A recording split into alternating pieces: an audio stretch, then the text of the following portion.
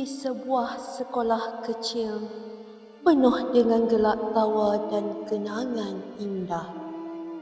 Kami membesar bersama. Namun, takdir telah menentukan sekolah ini bakal ditutup demi keselamatan kami semua.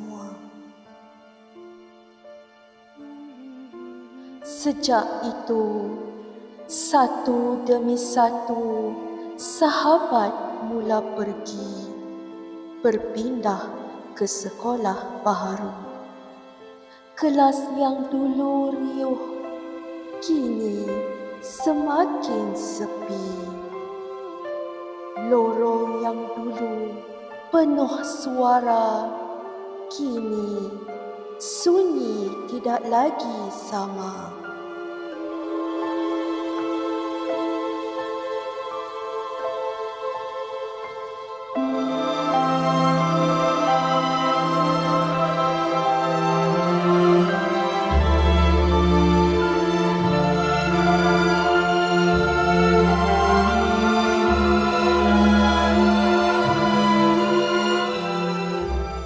Cuba kau tengok Kisha tu. Termenung sana, termenung sini.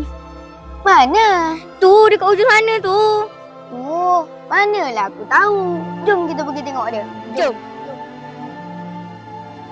Namun, di sebalik semua ini, kami bersyukur kerana masih diberi peluang untuk mengabadikan kenangan terakhir bersama. Kisha, kau kenapa? Asyik termenung je. Tak adalah, aku bukan apa. Sekolah kita ni sunyi sangat lah. Tak ada ke buat lagu raya ke apa ke. Biarlah meriah sikit. Kau tak tahu ke? Adalah. Iya ke? Wah, seronoknya. Melalui video klip raya ini, kami rakam setiap senyuman, setiap gelak tawa dan setiap detik yang takkan kembali lagi. Inilah kenangan terakhir kami, gabungan guru dan murid SK Methodist. 3, 1, 2, 3 yang ditunggu